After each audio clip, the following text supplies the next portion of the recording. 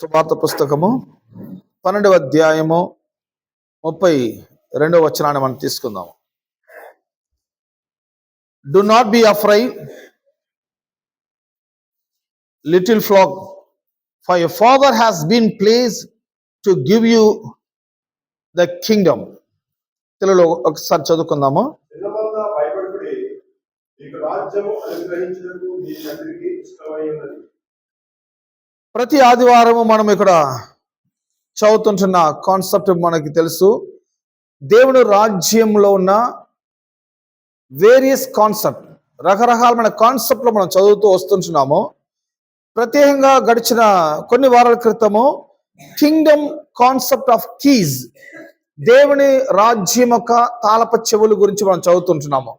So ఈ Kingdom concept లో ఉన్న కీజ్ ఎటువంటిది, ఈ కీజ్ ని మనం ఎలా వాడేది, ఇటువంటి కీజ్ గురించి మనం చదువుకునేటప్పుడు మనం లాస్ట్ వీక్ మనం చదువుకున్న ఆ వాక్యం ఏంటంటే, చిన్నమందా భయపడుకడి. ఈ లోకంలో ప్రజలకి దేవుడిచ్చే సెలవిస్తే వార్తలు ఏంటంటే భయపడుకడి.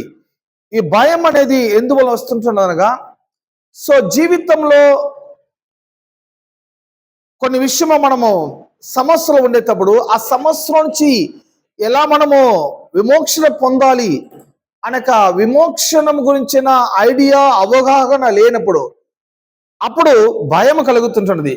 కానీ లోకంలో ప్రజలకి యేసుక్రీస్తు సెలవిస్తుంటున్న గొప్ప వాక్యం ఏంటంటే, చిన్నమంద భయపడకడి, పరలోకపు దేవుడు మీకు రాజ్యం అనుగ్రహించుటకు ఆయన సిద్ధమై ఉన్నాడు. ఏమేన్ రాజ్యం ఇచ్చుటకు అప్పుడు రాజ్యం అనేది ఫిజికల్ గా మీకు ఆ కింగ్డమ్ చేతికి ఇవ్వలేదు, కానీ ఆ కింగ్డమ్ ఆపరేట్ చేసే ఆ కీజ్ ని దేవుడు మనకి అనుగ్రహిస్తున్నాడు.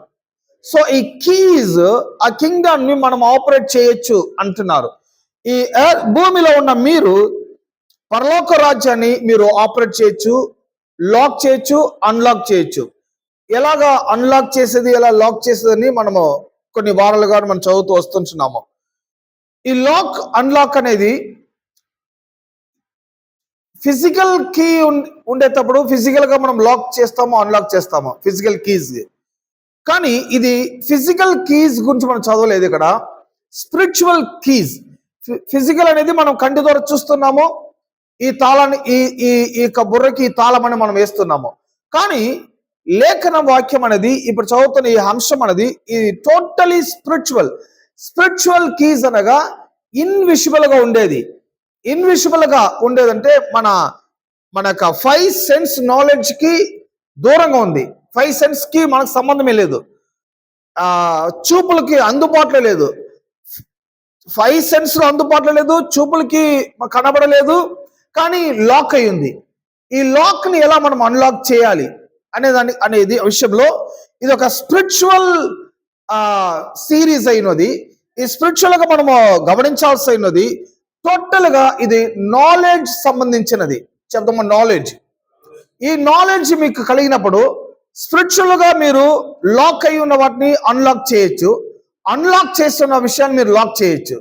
సో ఈ స్పిరిచువల్ కీస్ ఎలా వాడేదనే దాని గురించి చెప్పేటప్పుడు ఇక్కడ యేసుక్రీస్తు ఇక్కడ ఒక ఐడియా ఇస్తున్నారు. ఇక్కడ పేతురుకి కలిగినది ఆ యొక్క నాలెడ్జ్.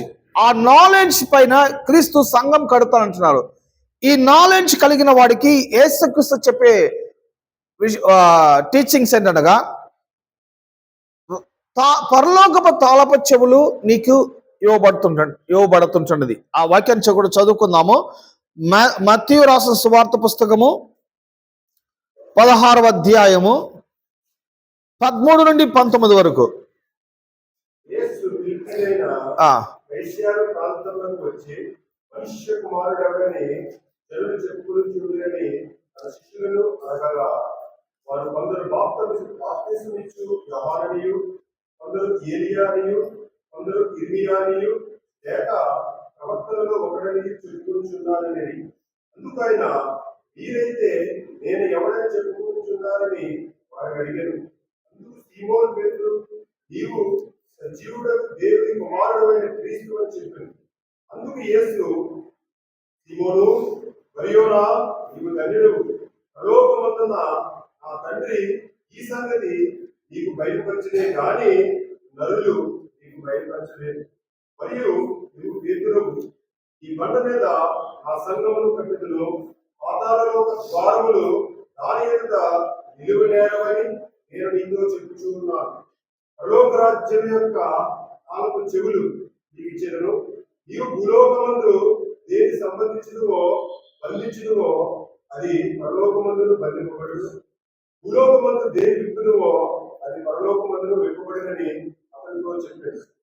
గమనిద్దాం ఇక్కడ ఇక్కడ ఈ ఈ యొక్క అంశం మనం చూసినప్పుడైతే యేసుక్రీస్తు ఫిలిపి సెసరియా అనే ప్రాంతానికి వస్తున్నారు. అప్పుడు ఆయన ఒక క్వశ్చన్ వేస్తున్నారు, మనుష్య కుమారుడైన నన్ను ప్రజలు ఏమని చెప్పుచున్నారు. గమనించాలా?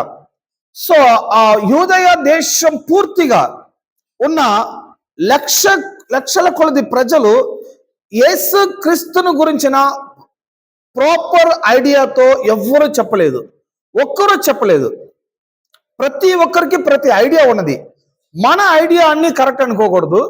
సో దేవుని యొక్క ఐడియా ఏంటో ఆయన వ్యూ ఏదో అది మనం పాటించాలి.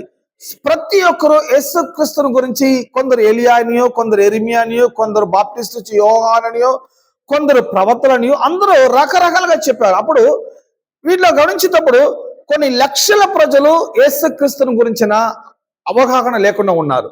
అందరికీ ఐడియా లేదు. సరే, యేసుక్రీస్తుతో ఉన్న శిష్యులకి అన్న అందరికి ఐడియా ఉందంటే అందరికీ కూడా ఐడియా లేదు. వాటిలో ఒకే ఒక పర్సన్కి మాత్రమే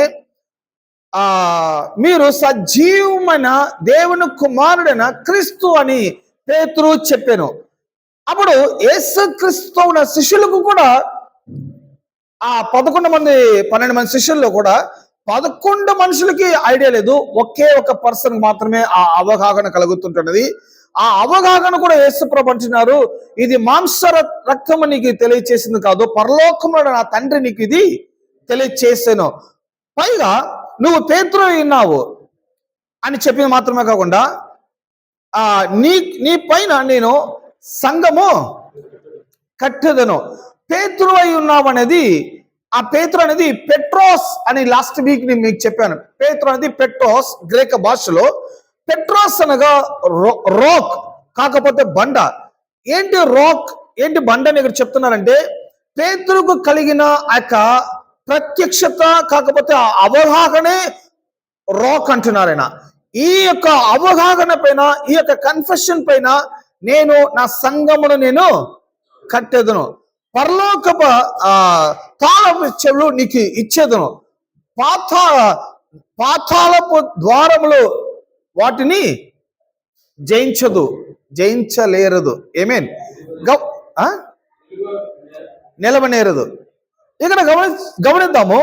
అప్పుడు యూదయ యెరూషలేం ప్రాంతంలో కూడా యేసుక్రీస్తు అన్ని మిరకల్ చేశారు, అంత టీచ్ చేశారు, అంత అద్భుత బోధన చేశారు.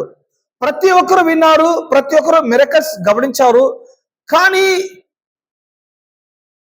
ఎవరికి కూడా ఈయనే సజీవమైన దేవుని కుమారుడైన క్రీస్తు అనే అవగాహన ఎవరికి కలగలేదు. Amen that's problem. ఈనాడు ఉన్న ప్రాబ్లం ఏంటంటే సంఘానికి కూడా కొన్ని వందల ప్రజలు వస్తారు, కొన్ని లక్షల ప్రజలు వస్తారు. ప్రజలందరూ సేమ్ వాక్యాన్ని వింటారు, కానీ అవగాహన అనేది అందరికీ కలిగేది కాదు, ఎవరో ఒకరికి కలుగుతుంటున్నది. ఏమేన్ ఆ ఒక్కరికి ఎవరికి కలుగుతుంటే పరిశుద్ధాత్మదేవుడు వారికి సహాయం చేసి, పరలోకపు తండ్రి వారికి అది రివీల్డ్ చేయకపోతే ఎవరికి కూడా అవగాహన కలగబోయేది లేదు. సో ఎవరైతే వాక్యాన్ని వింటున్నారో, ఎవరైతే వాక్యాన్ని గ్రహిస్తుంటున్నారో, ఎవరైతే వాక్యాన్ని అంత ప్రాపర్ వాచ్ చేస్తూ ఉంటున్నారో ఖచ్చితంగా వారికి పరలోకపు తండ్రి వాక్యము గురించిన అవగాహనను ఆయన కలుగు చేసేవారుగా ఆయన ఉన్నారు. ఏమేన్ సో మనం వాచ్ చేయకుండా, మనము గమనించకుండా, మనము అర్థం చేసుకోకుండా ఉండేటప్పుడు వాక్యాన్ని సో అందరూ వింటారు, కానీ అవగాహన కలగదు.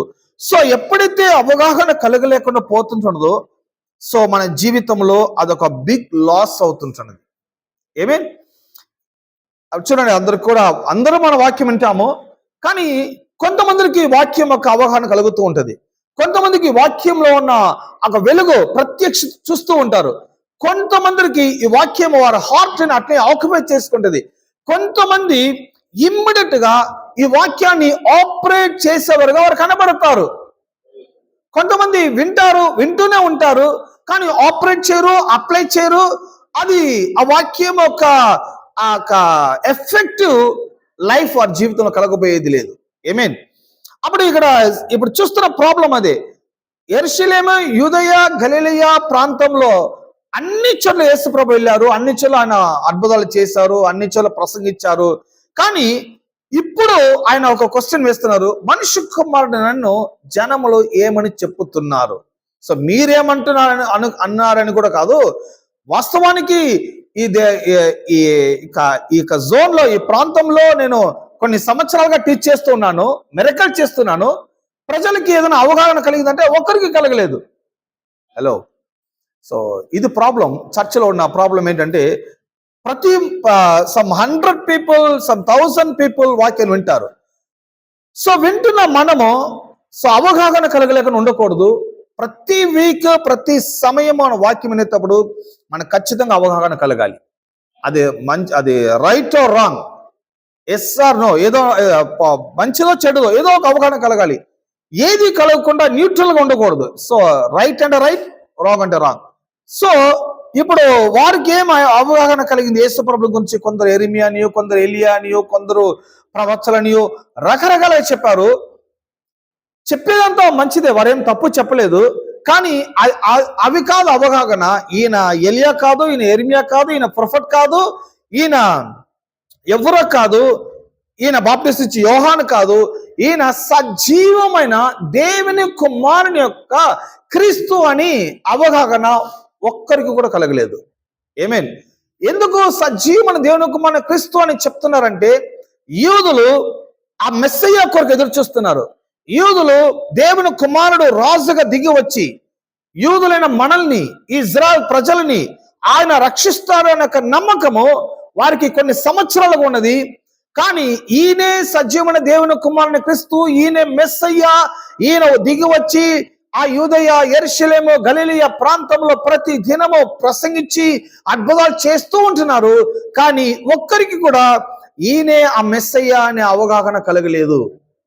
ఎప్పుడైతే ఈ మెస్సయ్య అనే అవగాహన కలగలేదో అప్పుడు వారి జీవితంలో ఒక విమోక్షాన్ని వాళ్ళు పొందలేరు. ఆమేన్. సో అవగాహన మస్ట్ అయినది కదా. దెన్ నెక్స్ట్ ఏమంటున్నానంటే, నువ్వు సీమోన్ కుమార్, యోనా కుమార్ అనే సీమోనా, నువ్వు పేతురువై ఉన్నావు అంటున్నావు కదా. అంటే ఫస్ట్ వారి యొక్క ఫాదర్ నేమ్, ఫ్యామిలీ నేమ్ చెప్తున్నా అక్కడ. సీమోన్ కుమారుడైన యోనా కుమారుడైన సీమోనా అంటే అతను ఎవరనగా ఫస్ట్ యోనా యొక్క కుమారుడైన సీమోన్. కానీ నువ్వు పేతురై ఉన్నావు అంటే ఏంటి? పేతురు కాదు పేరు, యోనా కుమారుడైన సీమోనే అతని పేరు. నువ్వు పేతురై ఉన్నావు అనేది ఏంటి? పేతురు అంటే నువ్వు చాలా స్ట్రాంగ్ గా ఉన్నావు, నువ్వు చాలా పవర్ఫుల్ గా ఉన్నావు, ప్రాపర్ కన్ఫెషన్ చేస్తున్నావు, ప్రాపర్ రివీల్డ్ తండ్రి నీకు బయలుపరుచున్నాడు. పరలోకపు తండ్రి నా గురించిన ప్రత్యక్షత నీకు కలిగి ఉన్నది. అదే పీటర్. పీటర్ నేమ్ కాదు, పీటర్ తనకు కలిగిన ప్రత్యక్షత, తనకు కలిగిన జ్ఞానం, తనకు కలిగిన నాలెడ్జ్ అది చాలా స్ట్రాంగ్ గా ఉన్నది. తెలివి, జ్ఞానము, ప్రత్యక్షత పేతురు యోనా కుమారుడైన సీమోనికి స్ట్రాంగ్ గా ఉన్నది. ఆ స్ట్రాంగ్ గా ఉండేదాన్ని అక్కడ అంటున్నారు, నువ్వు పేతురు అయినావు అంటే నువ్వు స్ట్రాంగ్ గా ఉన్నావు.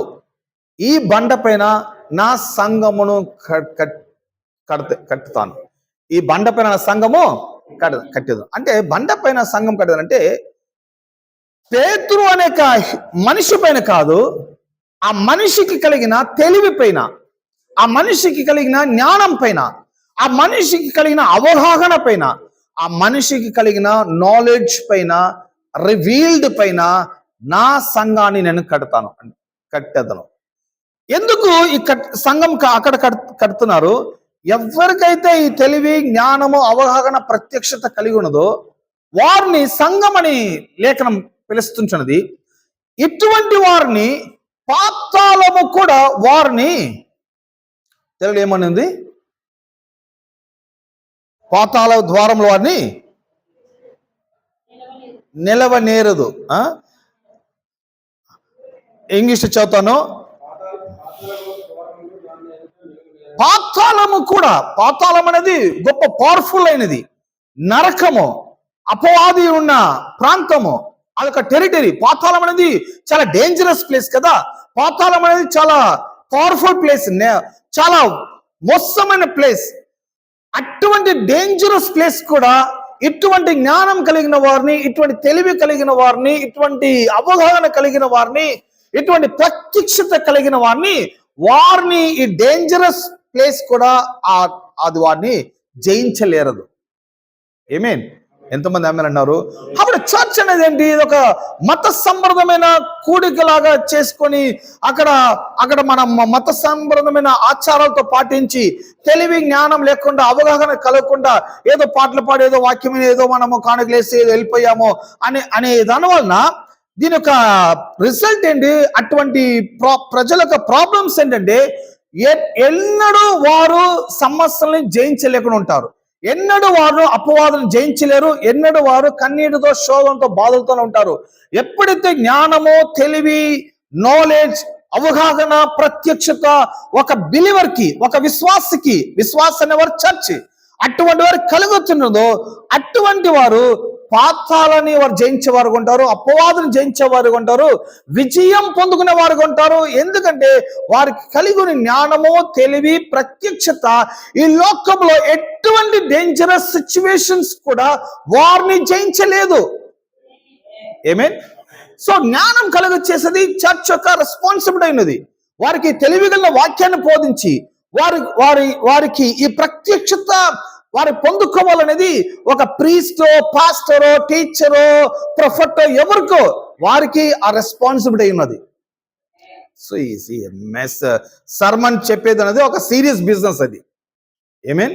అది జోకింగ్ మ్యాటర్ కాదు. ఎందుకంటే లైఫ్ సంబంధించినది. జీవితంలో కనబడలేని దేవుణ్ణి నమ్ముతున్నాము. జీవితంలో అనేక అన్యజనుల ప్రజల మధ్యలో మనము జీవిస్తున్నాము. సో ప్రపంచము ఒక వేల పోతుంటున్నది. వీటి మధ్యలో ఉన్న క్రైస్తవులు ఏ వేల వెళ్ళాలని యొక్క కన్ఫ్యూజ్ అవ్వకుండా రైట్ వే వారు చూస్ చేసుకోవాలి, రైట్ లైఫ్ వారు చూస్ చేసుకోవాలి, రైట్ పొజిషన్ వారు ఉండాలి. అంటే వారికి కంపల్సరీగా వారికి తెలివి, జ్ఞానము, అవగాహన, ప్రత్యక్షత దేవుని వాక్యము ద్వారా, పరిశుద్ధాత్మ దేవుడి ద్వారా తండ్రి వారికి బయలుపరచాలి. ఏమేన్? అటువంటి విధంలో ఒక ప్రీస్ట్ ఇక్కడ చాలా శ్రద్ధగా ప్రీచింగ్ చేయాలి. అటువంటి ప్రీచింగ్స్ ని పీపుల్ చాలా కేర్ఫుల్ గా వర్సెస్ వినాలి, వారు మెడిటేట్ చేయాలి. సో దేవుడు వారికి రివీల్డ్ చేసేటప్పుడు పాతాళ ద్వారములు కూడా అటువంటి వారిని జయించలేరు. Amen? Then, but my Father in heaven, and I tell you that you are a Peter, and on this rock I will build my church, and the gates of Hades will not overcome it. I will give you the keys of the kingdom of heaven. Whatever you bind on earth will be bound in heaven, and whatever you loose on earth will be loosed in heaven. ఇటువంటి వారికి కలిగిన ఆ అవగాహన గురించి యేసు ప్రభు విన్న తర్వాత అతనికి reply కూడా చేస్తున్నారు. మాంస రక్తము ఇది నీకు బయలుపరచలేదు. చెప్తాం, మాంస రక్తం ఇది బయలుపరచలేదు. మనకు సెన్స్ నాలెడ్జ్ అనేది ఒకటి ఉన్నది. ఈ సెన్స్ నాలెడ్జ్ అనేది సమ్ టైం మనకి కొన్ని విషయాలు బయలుపరుస్తూ ఉంటది. సెన్స్ నాలెడ్జ్ ఏంటి? శరీరంలో పెయిన్ ఉంటే ఆ పెయిన్ మనం గ్రహించుకొని ఆ సెన్స్ మనకి కలుగుతున్నది. హెడ్ ఎక్ ఉంది, కాకపోతే చెయ్యి నొప్పిగా ఉంది, కీళ్ళ నొప్పిగా ఉన్నది. సో పెయిన్ మనకి ఎలా తెలుస్తుంటుంది అంటే మనకు ఆ సెన్స్ వర్కౌట్ అవుతున్నది. ఆ సెన్స్ ద్వారా మనం చెప్తున్నాము పెయిన్ నాకు కలుగుతుంటున్నదని. ఈ సెన్స్ నాలెడ్జ్ మాత్రమే ఎఫెక్టివ్ లైఫ్ అనుకోబాకండి. ఎందుకంటే ఈ ప్రపంచమే సెన్స్ ద్వారా జీవిస్తుంటున్నది. ఈ ప్రపంచంలో ఉన్న అన్ని అనిమల్స్, అన్ని జంతువులు, ఈ జంతువులు ఎలా జీవిస్తుంటారంటే టోటల్గా 100% ఉన్న అనిమల్స్ అన్ని కూడా సెన్స్ నాలెడ్జ్ తోని జీవిస్తుంటున్నది. ఏమేన్ వాటికి సౌండ్, వాటికి స్మెల్, ఈ యొక్క సెన్స్ ద్వారా అన్ని పక్షులు కానీ, జీవరాశులు కానీ, జంతువులు కానీ సమస్తము సెన్స్ నాలెడ్జ్ జీవిస్తుంటండి. అదేలాగా మనుషులు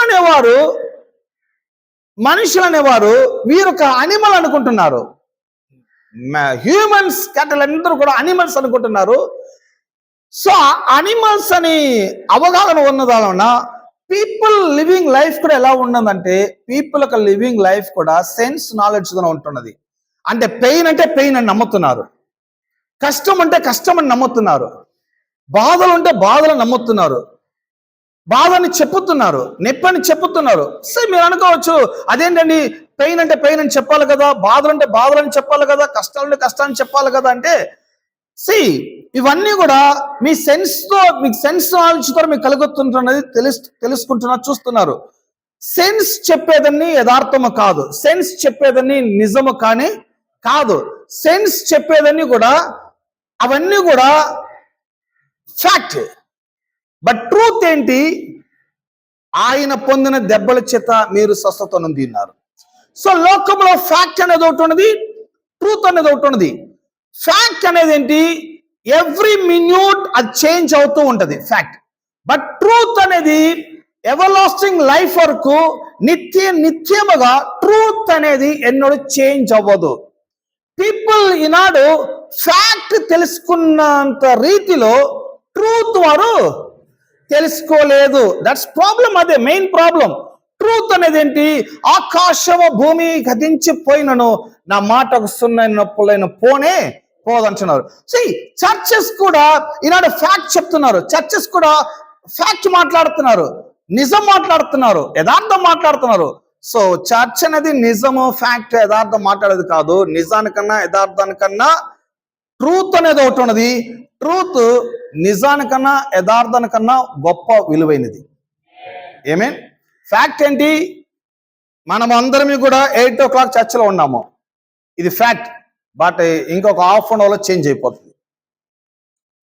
ఫ్యాక్ట్ అనేది ఎవ్రీ మినిట్ చేంజ్ అవుతూ ఉంటుంది, ఎవ్రీ సెకండ్ చేంజ్ అవుతూ ఉంటుంది. బట్ ట్రూత్ అనేది ఆకాశము భూమి గతించిపోయినను నా మాట ఒక సున్నైన నొప్పులను పోనే పోను, అది ఎన్నడూ మారదు. ఏ సెకండ్స్ మారదు, ఏ మినిట్స్ మారదు, ఎన్ని సిచ్యువేషన్స్ సంభవించినో అది మారదు. అందువల్లనే మనము ఫ్యాక్ట్ని గ్రహించుకొని ఫ్యాక్ట్ని మనం కన్ఫెషన్ చేస్తూ ఉండకూడదు. ఫ్యాక్ట్ కన్నా గొప్పది ఒకటి ఉన్నది. మన తండ్రి తన మహిమ వలన మన కోదువులన్నీ నిండుగా మార్చెదను. ఏమేన్? అప్పుడు ఇక్కడ ఈ గలిలియా, తెకఫోలియా, యూదయ, సమరియా, యెరూషలేం ఇక్కడున్న ప్రజలందరూ కూడా యేసు ప్రభువుని చూసి వారు ఫ్యాక్ట్ చెప్తున్నారు, యథార్థం మాట్లాడుతున్నారు. బట్ వాళ్ళు మాట్లాడింది ఏది కూడా యథార్థము కానే కాదు.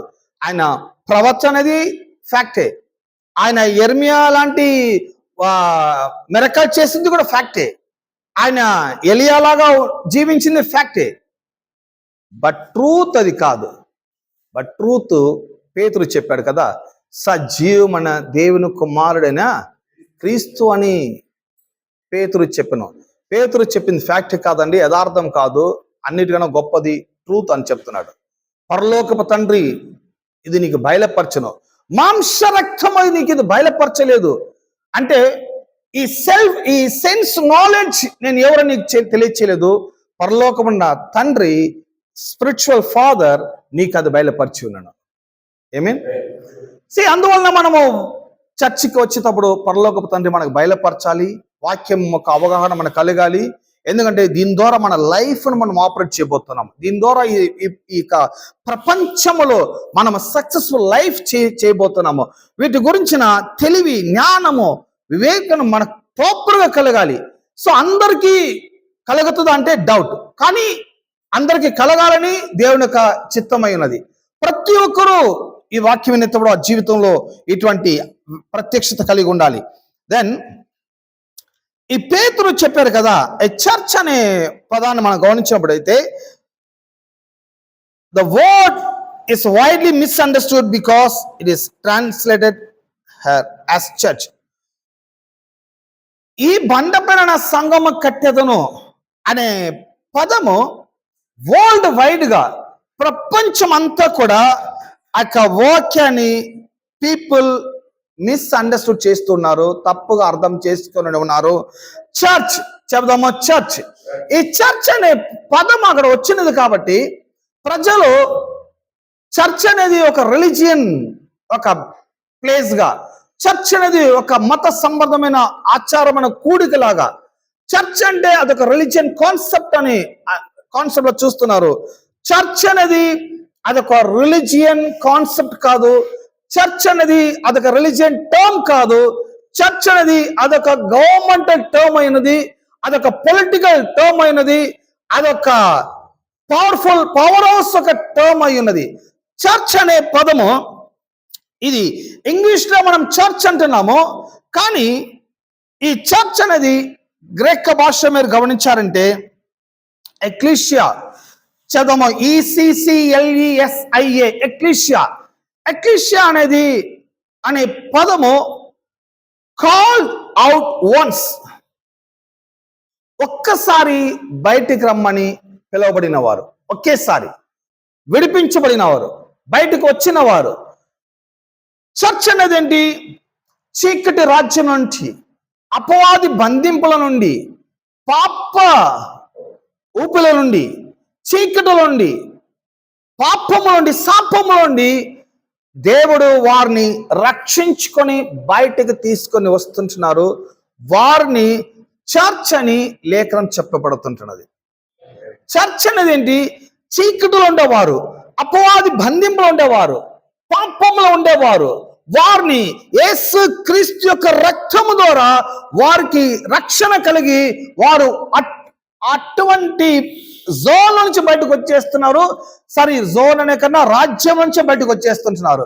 ఆ చీకటి రాజ్యం నుంచి బయటకు వచ్చి వెలుగు రాజ్యంలోకి వాళ్ళకి వస్తుంటున్నారు. వారిని చర్చ్ అని చెప్పబడుతున్నది. చర్చ్ అనేది అదొక రిలీజియన్ ప్లేస్ కాదు, రిలీజియన్ వర్డ్ కూడా కాదు. కానీ ప్రపంచమంతా ఈనాడు చర్చ్ అంటే ఏంటి? అదొక మందిరాలయం, అదొక దేవాలయం, అదొక జోన్, అదొక ప్లేస్ అని అనుకున్నారు. చర్చ్ అనేది మందిరాలయమో అదో ఇదో కాదు. చర్చ్ అనేది పిలువబడిన వారు, చెబుదాం, పిలువబడిన వారు, విమోక్షింపబడిన వారు, రక్షింపబడిన వారు, ప్రతి ఒక్కరు చర్చ్ అనబడుతుంటుంది. అప్పుడు మనమందరం ఎవరై ఉన్నాము? మనమందరం చర్చ్. మనమందరమే చర్చ్. మీరందరూ పిలువబడి ఉన్నారా? రక్షింపబడి ఉన్నారా? మారు మనసు పొంది ఉన్నారా? బోర్న్ అగైన్ అయి ఉన్నారా? మిమ్మల్ని చర్చ్ అనబడుతున్నది. చర్చ్ అనేది ప్లేస్ కాదు. ప్లేస్ ఏంటి? మనం గ్యాదర్ అయ్యే ఒక అసెంబుల్ అయ్యే ప్రాంతం. ఈనాడు మన ఇండియాకి ఒక పార్లమెంట్ ఉన్నది.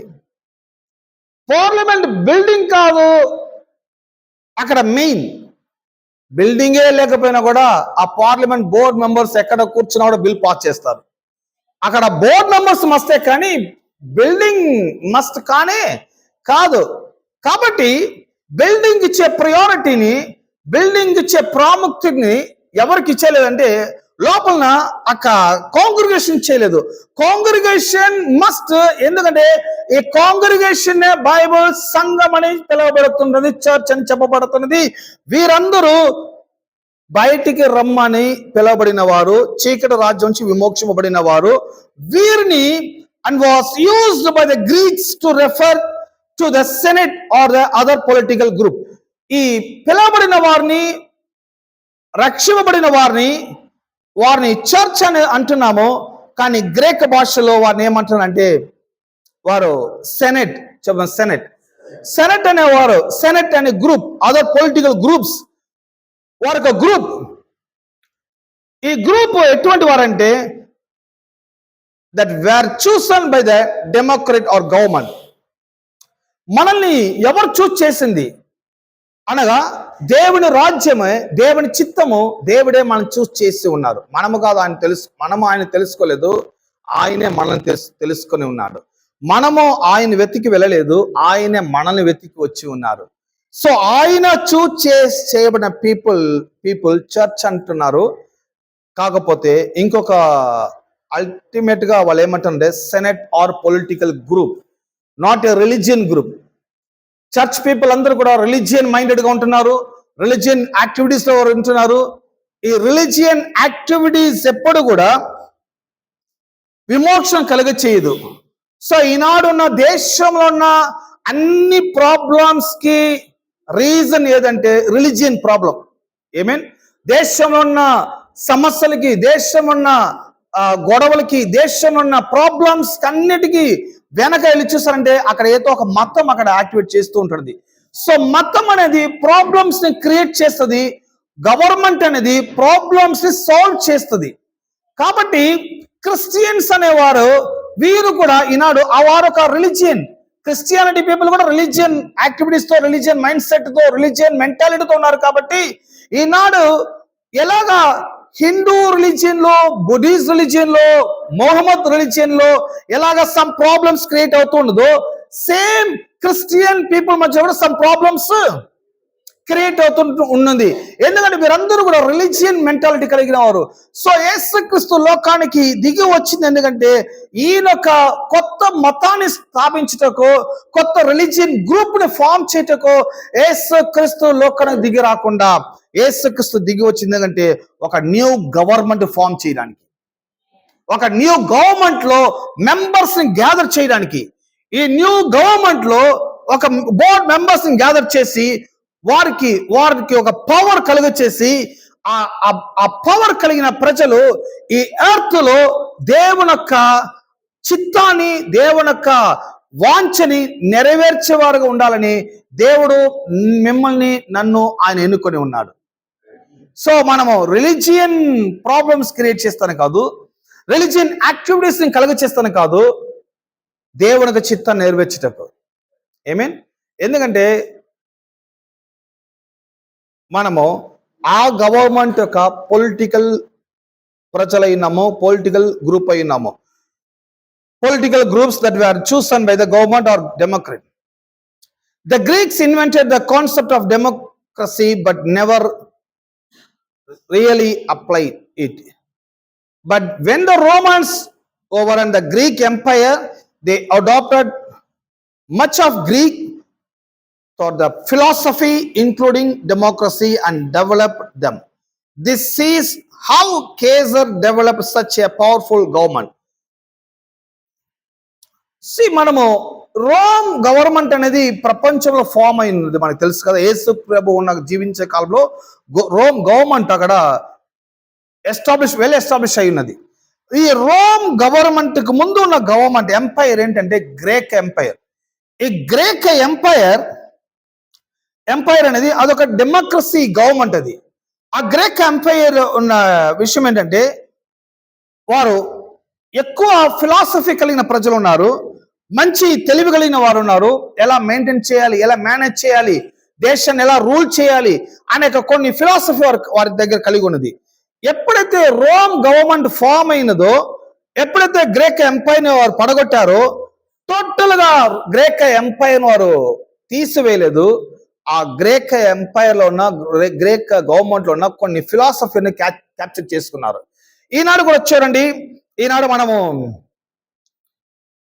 ఇండియాలో, ప్రపంచంలో ఉన్నవారు అందరూ కూడా ఎన్నో గవర్నమెంట్ వచ్చి వెళ్ళిపోయినది, కానీ గ్రీక్ గవర్నమెంట్ అనేది ప్రపంచమంతా రూలింగ్ చేస్తూ ఉన్నది అనే దానికి ఒక జస్ట్ చిన్న చిన్న ఐడియాస్ కూడా ఉండొచ్చు. సో కాస్మిటాలజీ అంటున్నారు, జువాలజీ అంటున్నారు, డెర్మటాలజీ అంటున్నారు, ఇవన్నీ ఇంగ్లీష్ నేమ్స్ కాదు, ఇవన్నీ గ్రీక్ నేమ్స్. ఈ గ్రీక్ నేమ్స్ ఎప్పుడు ఎందుకు ఇక్కడ ఉన్నదంటే, సో గ్రీక్ ఎంపైర్ ప్రపంచమంతా వ్యాపించున్నది కాబట్టి ఈనాడు కూడా కొన్ని ఒరిజినల్ నోట్స్ ని కొన్ని ఫిలాసఫర్స్ గ్రీక్ లోనే చదివేవారు ఉంటున్నారు. ఎందుకంటే గ్రీక్ అనేది చాలా స్ట్రాంగ్ గా మనకి విషయాలు బయలుపరిచేదిగా ఉంటున్నది. అలాంటప్పుడు ఇక రోమ్ ఎంపైర్ కూడా ఈ యొక్క గ్రీక్ ఎంపైర్ లో ఉన్న మంచి మంచి ఫిలాసఫీని అడాప్ట్ చేసుకొని వారి యొక్క గవర్నమెంట్ ని వారు ఫామ్ చేసి ఉన్నారు. నెక్స్ట్ ఎక్లీషియా చదివినప్పుడు, ఇప్పుడు చదివేది ఎక్లీషియా చర్చ్, చెప్దామా church. In the Roman Empire the senate, the ecclesia was like the cabinet in a modern democracy. The senate was the powerhouse. These individuals were handpicked by the emperor to receive his thoughts, his desire, his passion and his intent. ఈ యొక్క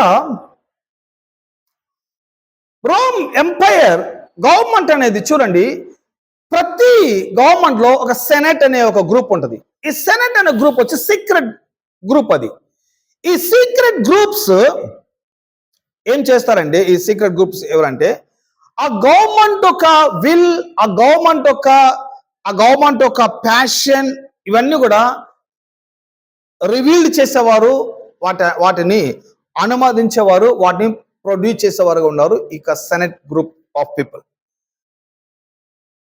The fact that Jesus used ecclesia to describe the body of followers.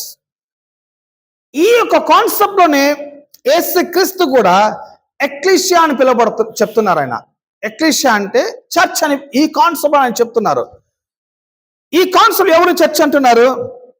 ఎవరైతే యేసుక్రీస్తుని follow చేస్తున్నారు, యేసుక్రీస్తుని వెంబడిస్తున్నారు, body of Christ అంటున్నారు కదా.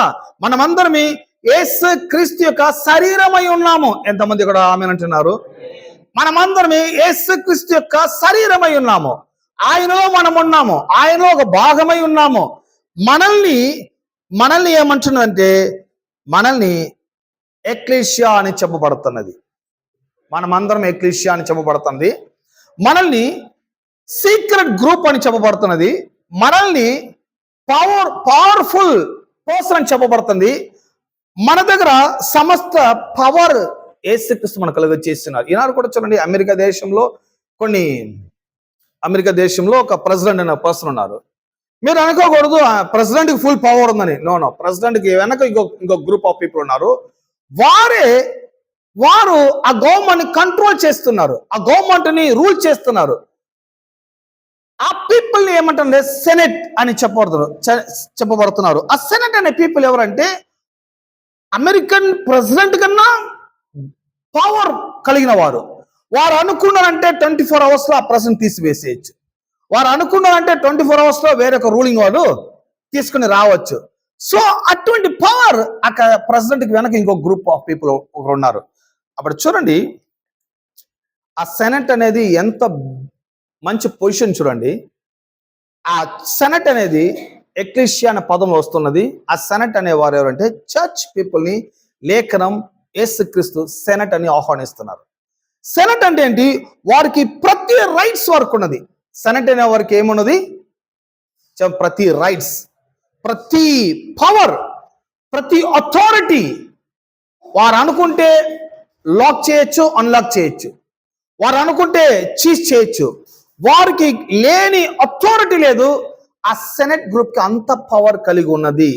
అంటే ఇప్పుడు దేని గురించి చెప్తున్నానంటే, లైక్ చర్చ్ మెంబర్స్ అనేవారు ఎవరంటే మనమందరం యేసుక్రీస్తు యొక్క శరీరం అయి ఉన్నాము.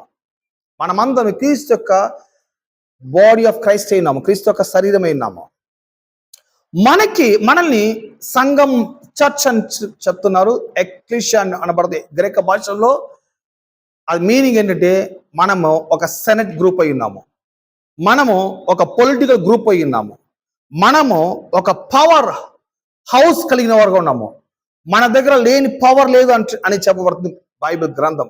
కానీ ఇక చర్చ్ ఎస్టాబ్లిష్ అయ్యి 2000 సంవత్సరముగా ఈ భూమిలో ఎన్నో బోధకులు వచ్చి బోధన చేసి ఉన్నారు.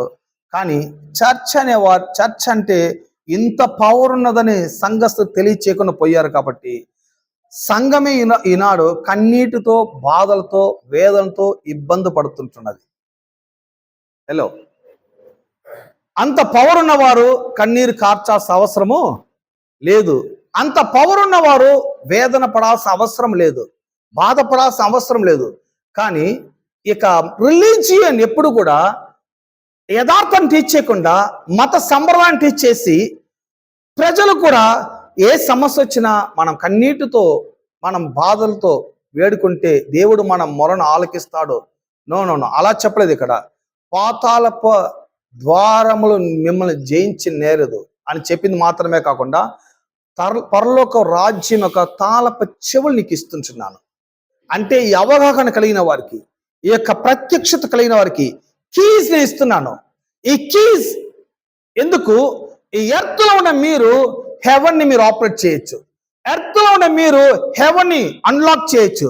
ఎర్త్ లో ఉన్న మీరు మీకు కావాల్సిన అన్నిటినీ మీరు ఈ కీస్ యూజ్ చేసుకొని మీరు పొందుకోవచ్చు అనేది యేసు క్రీస్తు యొక్క ర్యాండమ్ టీచింగ్ అయి ఉన్నది.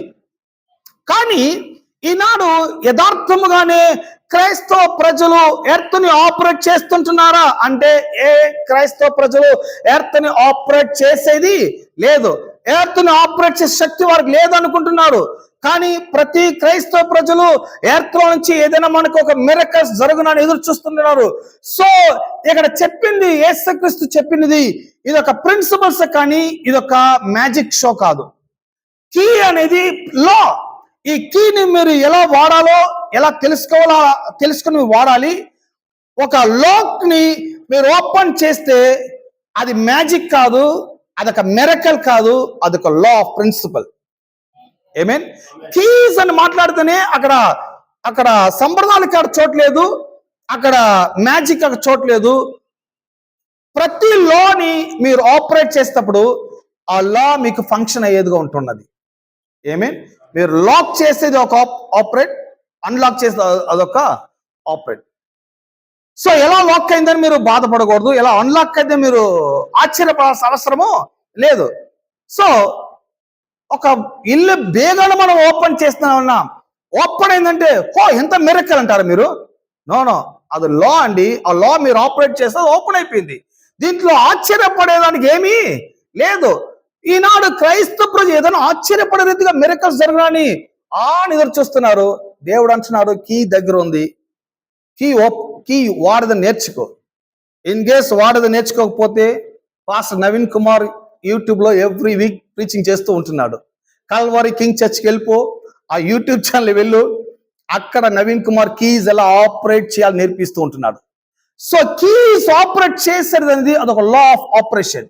ఈ లా ఆఫ్ ఆపరేషన్ ని క్రైస్తవ ప్రజలు తెలుసుకోలేదు కాబట్టి ఈనాడు కన్నీటితో వారు కలిగితున్నారు, కన్నీరు బాధతో ఉన్నారు.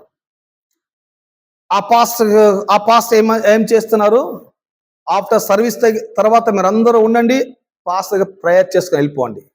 1 hour ప్రీచింగ్ లో జరగలేని విషయము లాస్ట్ 5 minutes ప్రేయర్ జరుగుతుంది. నమ్ముతున్నారు మీరు? హలో, 1 hour ప్రీచింగ్ లో ఏ యొక్క అవగాహన కలగలేదు. 1 hour ప్రీచింగ్ చేసినప్పుడు ఏ యొక్క ప్రత్యక్షత కలగలేదు. 1 hour ప్రీచింగ్ లో ఎటువంటి నాలెడ్జ్ రాలేదు. ఇంత రాలేని 1 hour ప్రీచింగ్ లో రాకుండా ఫైనల్ 5 minutes ప్రేయర్ అయిపోతుందా? అవ్వదండి. కానీ అజ్ఞానమైన ప్రజలు ఈనాడు ఆ ఫైనల్ 5 minutes ప్రేయర్ కొరకు నేర్చుకుంటున్నారు. Pastors busy. పాస్టర్ నవీన్ ఏనాడు బిజీయే కాదు, ఏనాడు ఫ్రీగా ఉంటాను. ఎందుకంటే నేను ఇక్కడ ప్రయాసపడలేదు, నేను పెద్దగా భారాన్ని మోసేది లేదు. అందరూ భారాన్ని అక్కడ పెట్టిపోండి అంటున్నానా? నో. ప్రతి ఒక్కరు భారం క్రీస్తు పైన పెట్టండి. ప్రతి ఒక్కరు మందిరానికి రండి. ప్రతి ఒక్కరికి కీస్ ఎలా ఆపరేట్ చేయాలి నేర్పిస్తున్నాను, నేర్చుకోండి. సో ప్రతి ఒక్కరు లూజ్ చేయండి, బర్న్ చేయండి. ప్రతి ఒక్కరు హ్యాపీగా, ఫ్రీగా, పీస్ఫుల్గా ఉండండి. ప్రతి ఒక్కరిని విడుదల కలుగ చేయండి. సో ఇందువలన నేను ఫ్రీగా ఉంటున్నాను, పీపుల్ ఫ్రీగా ఉంటున్నారు. ఏమేన్ ఇక చర్చ్ అనేవారు ఎవరంటే పవర్ కలిగిన ప్రజలైనారు. వీరందరూ ఈ సెనెట్ గ్రూప్ ఎవరంటే యేసుక్రీస్తు యొక్క చిత్తం, యేసుక్రీస్తు యొక్క ఆశ, ఆయన యొక్క తీర్మానం, ఆయన యొక్క సంతోషం ఏదో అది వారు నెరవేర్చేవారుగా ఉండేవారు సెనెట్ పీపుల్. మీన్ యేసుక్రీస్తు యొక్క చిత్తం ఏంటి? ప్రతి ఒక్కరు పీస్ఫుల్ గా ఉండేది యేసుక్రీస్తు యొక్క చిత్తమైనది. యేసుక్రీస్తు యొక్క చిత్తం ఏంటి? దరిద్రము పడగొట్టబడాలి, ప్రతి ఒక్కరు ప్రాస్పర్ గా కలిగి ఉండాలి. యేసుక్రీస్తు యొక్క చిత్తమైనది. యేసుక్రీస్తు యొక్క చిత్తం ఏంటి? ప్రతి ఒక్కరు పాపం నుంచి విమోక్షణ పొందాలి, ప్రతి ఒక్కరు యేసుక్రీస్తు కలుగ చేస్తుంటున్న నిత్య జీవాన్ని వారు పొందుకోవాలి. యేసుక్రీస్తు యొక్క చిత్తం ఏంటి? ప్రతి ఒక్కరు పీస్ఫుల్ గా సంతోషం కలిగి ఉండాలి, హెల్త్ గా ఉండాలి, హ్యాపీగా ఉండాలి.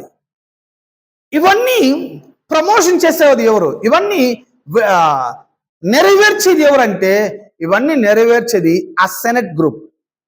ఇవన్నీ నెరవేర్చేది ఆ సెనెట్, ఆ పవర్ కలిగిన వారు, ఆ కీస్ పొందుకున్నవారు, రక్షణ పొందుకున్నవారు. వీరు ఈ యేసుక్రీస్తు యొక్క చిత్తం ఏంటి ఎరగాలి. యేసుక్రీస్తు చిత్తం ఏంటి? ఎవ్వరు కూడా రోగములతో అనారోగ్యంతో పడి ఉండేది యేసుక్రీస్తు చిత్తం కాదు. ఎందుకంటే కల్వరి శిలలో యేసుక్రీస్తు మన అందరి పాపాన్ని, రోగాన్ని ఆయన మోసి తీర్చివేస్తున్నాడు. అప్పుడు ఆయన చిత్తం ఏంటి? రోగముల నుంచి ప్రజలు విమోక్షణ పొందాలి. ఆ రోగం నుంచి మోక్షం పొందాలంటే సెనెట్ ఏం చేయాలి?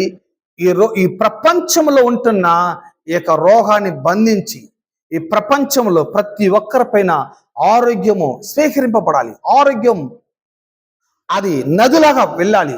ప్రతి ఒక్కరు హీల్ అవ్వాలి. ప్రతి ఒక్కరు హీల్ కొరకు నేను ప్రేయర్ చేయాలి. ప్రతి ఒక్కరు హీల్ కొరకు నేను పరలోక రాజ్యాన్ని విప్పాలి. ప్రతి ఒక్కరు సెల్ఫిష్ గా మనం జీవించకూడదు, సెల్ఫ్ డిజైర్ గా మనం జీవించకూడదు. సెనెట్ అనేవారు ఎవరు? సెల్ఫిష్ గా ఉండేవారు కాదు, దేశం యొక్క ప్రజల మేలు కొరకు ఉండేవారు సెనెట్ అయినారు. నేను చెప్పాను కదా, అమెరికన్ లో ఉన్న ప్రెసిడెంట్ కన్నా ఇంకో గ్రూప్ ఉంది, ఆ గ్రూప్ సెనెట్ అంటారు. ఆ సెనెట్ గ్రూప్ సెల్ఫిష్ గా ఉండకూడదు. ఆ సెనెట్ గ్రూప్ దేశ అభివృద్ధి కొరకు వారు ప్రయాసపడాలి.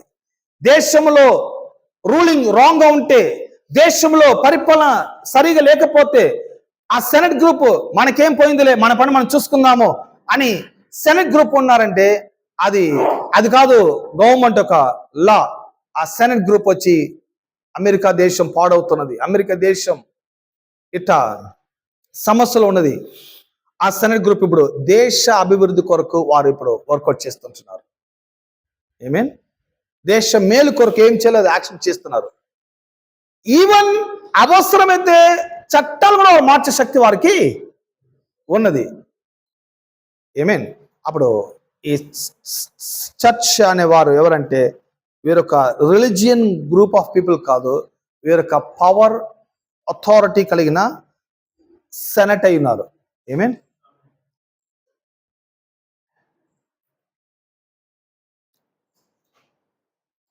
The fact that Jesus used the ecclesia to describe the body of followers that he was established tells us two things.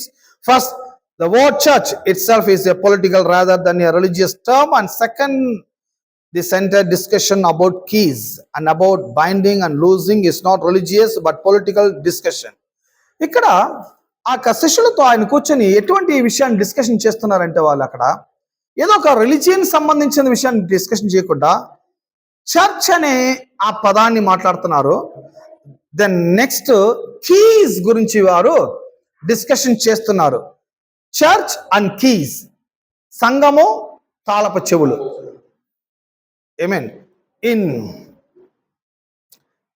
In effect, Jesus was saying in the same way that Caesar is Lord of his government and has created his Senate.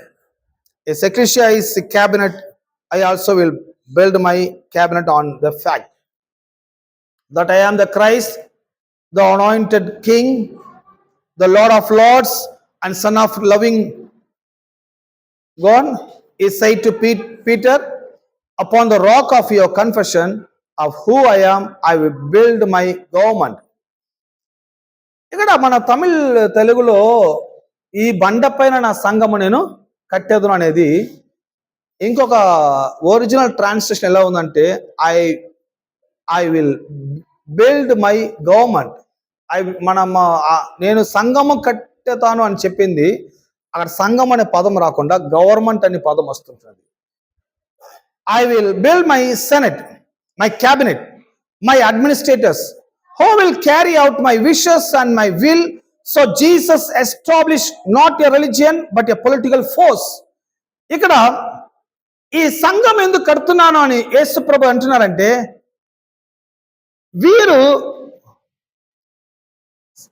Build my senate, ఈ యొక్క senate, ఈ cabinet, ఈ యొక్క నిర్వాహికులు వీరందరూ కూడా యేసు క్రీస్తు యొక్క చిత్తాన్ని, ఆయన యొక్క రాజ్యాన్ని ప్రపంచమంతా కూడా ఎస్టాబ్లిష్ చేసేవారుగా ఉంటారు. మతాన్ని కాదు, రాజ్యాన్ని. ఏమైనా చెప్దాం, రాజ్యము. అప్పుడు రాజ్యం అనేది ఇదొక ఏదో న్యూ టాపిక్ అనేది అనుకుంటున్నారు. కొంతమంది అంటున్నారు ఇది వచ్చి ఇండియన్ టీచింగ్ కాదు, ఈయన ఎక్కడో విదేశం నుంచి ఈయన డబ్బు తీసుకొని ఇలా టీచ్ చేస్తున్నాడు. డబ్బు తీసుకొని టీచ్ చేసేటప్పుడు ఎందుకు మీ కాడ కుర్చీకి డబ్బు అడిగిపోతాను నేను? హలో, డబ్బు తీసుకొని టీచ్ చేసేది కాదు. ఇది యేసు క్రీస్తు యొక్క ఒరిజినల్ టీచింగ్. ఆయన గవర్నమెంట్ ని ఈ ఎర్త్ లో ఎస్టాబ్లిష్ చేసేది ఆయన ఒక చిత్తమైనది. ఆ గవర్నమెంట్ చిత్తం ఏంటి? ప్రతి ఒక్కరు ప్రాస్పర్ గా ఉండేది, ప్రతి ఒక్కరు నీతిమంతులుగా ఉండేది, ప్రతి ఒక్కరు పరిశుద్ధులుగా ఉండేది, ప్రతి ఒక్కరు హ్యాపీగా ఉండేది, ప్రతి ఒక్కరు సమాధానంతో ఉండేది. యేసుక్రీస్తు రాజ్యం యొక్క చిత్తమై ఉన్నది. The Ecclesia therefore is a secret group entrusted with secret information critical for the operation of the kingdom. ఇక ప్రతి కింగ్డమ్ మీరు గమనించారంటే సెనెట్ అనేవారు ఉంటారు. కానీ మీడియాలో ఎవరి గురించి మీరు చదవలేరంటే, ఎవరి పేరు మీరు వినలేరంటే, ఎవరండి ఆ సెనెట్, ఎవరండి ఆ సెనెట్, ఆ సెనెట్ హెడ్ ఎవరు, ఆ సెనెట్ ఎవరు అని చెప్పి ప్రాబ్లం. ఈ సెనెట్ అనేవారు చాలా సీక్రెట్ గా ఉండేవారు. వారి గురించిన మీడియాలో వారి గురించిన ఏ ఒక ఇన్ఫర్మేషన్ రివీల్డ్ చేయరు. చాలా సీక్రెట్ గా వారు చేస్తూ ఉంటారు. ఎందుకంటే వారు ఎవరని ఎవరికి తెలీదు, కానీ సీక్రెట్ జరుగుతూ ఉంటుంది ఆ సెనెట్. కానీ వారు secret information critical for the operation of the Kingdom. This group will be powerful that even the gates of heads. ఈ యొక్క సీక్రెట్ గ్రూప్స్ అనే సెనెట్ పీపుల్ అనేవారు పాతాళపు ద్వారములు కూడా జయించే వారి శక్తి వారికి ఉన్నది. అంత పవర్ఫుల్ కలిగిన వారు ఈ senate people. Overcome another way to translate fast is the gates of hades will not prove stronger than it. Even hell itself will not be as strong as the ecclesia that Jesus is established. ఇక్కడ చూసినప్పుడైతే ఈ senate group అనేవారు ఈ యొక్క పాతాళాన్ని కూడా పాతాళం కూడా వీళ్ళని జయించదు. పాతాళం కన్నా శక్తి కలిగిన వారు ఇక సెనెట్ పీపుల్. పాతాళం కన్నా శక్తి కలిగిన వారు. చాలా డేంజరస్ ప్లేస్ అది. ఆ ప్లేస్ కన్నా చాలా పవర్ కలిగిన వారు. అప్పుడు యేసు ప్రభు అక్కడ చెప్పేది మీరు గమనించారంటే, పరలోకం యొక్క తాళపు చెవులు నీకు ఇచ్చేదను, పాతాళ ద్వారములు వాటిని జయించి నేరదు అన్నప్పుడు అంటే ఏంటి? ఈ చర్చ్ అనే ప్రజలని, ఈ బయటికి రమ్మని పిలవబడిన వారిని, ఈ ఎక్లీషియా గ్రూప్ ని, సంఘం అని పిలవబడిన వారిని, యేసుప్రభు బిలీవ్ చేసే వారిని ఎటువంటి పాతాళం కూడా వారిని జయించలేదు. అంటే ఎవరంటే వీరందరూ ఎవరంటే పాతాళం కన్నా గొప్పవారు. పాతాళంలో శక్తి కన్నా వీరిలో ఉన్న శక్తి చాలా గొప్ప శక్తి. పాతాళంకి కలిగిన శక్తి కన్నా వీరికి కలిగిన శక్తి చాలా గొప్ప శక్తి. వీరిలో ఉన్నవారు గొప్పవారు, లోకంలో ఉన్నవారు కన్నా మీలో ఉన్నవారు గొప్పవారు. అప్పుడు ఈ చర్చ్ అనే పీపుల్ ఇంత పవర్ఫుల్ కలిగిన వారు అయినప్పుడు వీరు ఏడ్చేదంటే ఏదైనా అర్థం ఉందా? హలో, వీరు ఏడ్చేదనన్నా, వీరు కన్నీరు కార్చేదనన్నా, వీరు బాధపడేదనన్నా ఏదైనా మీనింగ్ ఉన్నదా? ఇప్పుడు ఇటు చూద్దాము. ఇప్పుడు అమెరికన్ ప్రెసిడెంట్ రాంగ్ రూల్ చేస్తానని ప్రపంచమంతా చెప్తున్నది, కానీ అతను తెలియనంటుంది. అదే ప్రాబ్లం. ఇప్పుడు అదే సమయము అక్కడ సెనెట్ గ్రూప్ అనే పీపుల్ వారు కూర్చొని ఏడుస్తూ ఉంటే ఈ ప్రాబ్లం సాల్వ్ అవుతుంది అనుకుంటున్నారా? సాల్వ్ అవ్వదు. ఇప్పుడు ఇమ్మీడియట్ వాళ్ళు చర్య తీసుకోబోతున్నారు. ఇమ్మీడియట్ గా అక్కడ రూలింగ్ మారిపోతున్నది. అక్కడ సమ్ యాక్షన్ జరుగుతుంటున్నది. అప్పుడు పవర్ ఉన్నవారు బాధపడేవారు కాదు, పవర్ ఉన్నవారు వారికున్న ఏం పవరో వాటిని డిక్లేర్ చేసేవారు ఉంటారు. మీన్ అలాంటప్పుడు క్రైస్తవ ప్రజలైన వారు, యేసు క్రీస్తుని నమ్ముకున్నవారు, విమోక్షింపబడిన వారు, విడుదల పొందిన వారు, మారు మనసు పొందిన ప్రతి ఒక్కరిని యేసు క్రీస్తు మిమ్మల్ని సంఘం అని పిలువబడుతున్నది. మీరు పొలిటికల్ గ్రూప్ అని యేసు ప్రభు అంటున్నారు. మిమ్మల్ని ఒక పొలిటికల్ గ్రూప్ ఆఫ్ పీపుల్ గా చెప్పబడుతుంది. పరలోక తాళపు చెవులు వారికి కలిగి ఉన్నది.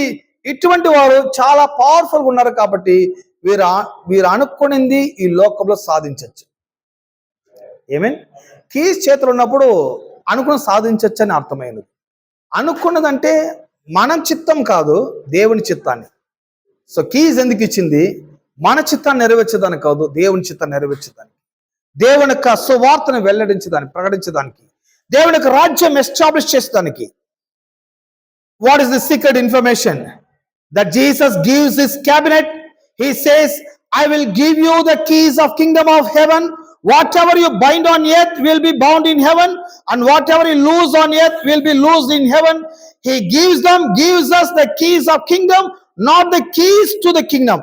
As kingdom citizen, we are already in the kingdom. రాజ్యంలో వెళ్ళేదానికి మీకు తాళం ఇవ్వలేదు. ఎందుకంటే మనం ఆల్రెడీ రాజ్యంలో మనము ఉన్నాము. రాజ్యంలో ఉన్న మీరు రాజ్యాన్ని ఆపరేట్ చేసే తాళములు మనకి ఇవ్వబడి ఉన్నది. ఎందుకంటే ఆల్రెడీ మనం రాజ్యంలో ఉన్నాము. హెవెన్ యొక్క మెయిన్ డోర్ కి ఇవ్వలేదండి, మీరు ఎంటర్ అయిపోయారు. రాజ్యంలో ఉన్నాము, మనమందరం కింగ్డమ్ సిటిజన్ గా ఉన్నాము, కింగ్డమ్ లో మనం ఉన్నాము. కానీ ఈ కింగ్డమ్ ని ఎలా ఆపరేట్ చేసేదాని మనకి తాళము చెవికి ఇవ్వబడుతుంది. మీరు చూడండి, ఒక కార్ లోపల మీరు కూర్చున్నారు.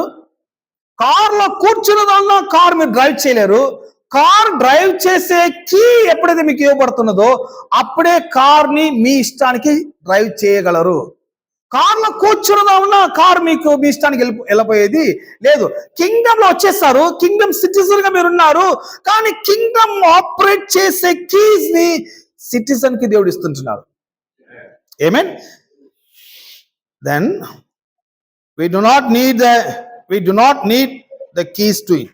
What we need and what Jesus has given us are the keys of kingdom, the keys that will unlock the power of kingdom and make his work in our lives. Kingdom citizens and only kingdom citizens have these keys.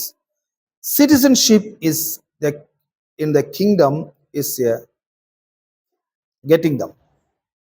ఈ Kingdom లో ఉన్న మీకు దేవుడిచ్చిన ఆ keys ని, Kingdom ని మీరు unlock చేసి లాక్ చేసే శక్తి కింగ్డమ్ సిటిజన్ కి ఇవ్వబడి ఉన్నది.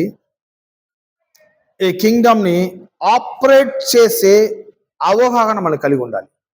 మీన్ నెక్స్ట్ వీక్ మనము చదువుకుందాం. ఇప్పుడు టైం అయిపోయింది. నెక్స్ట్ వీక్ మనము ఈ యొక్క సర్మన్ మనం కంటిన్యూ చేసుకుందాము.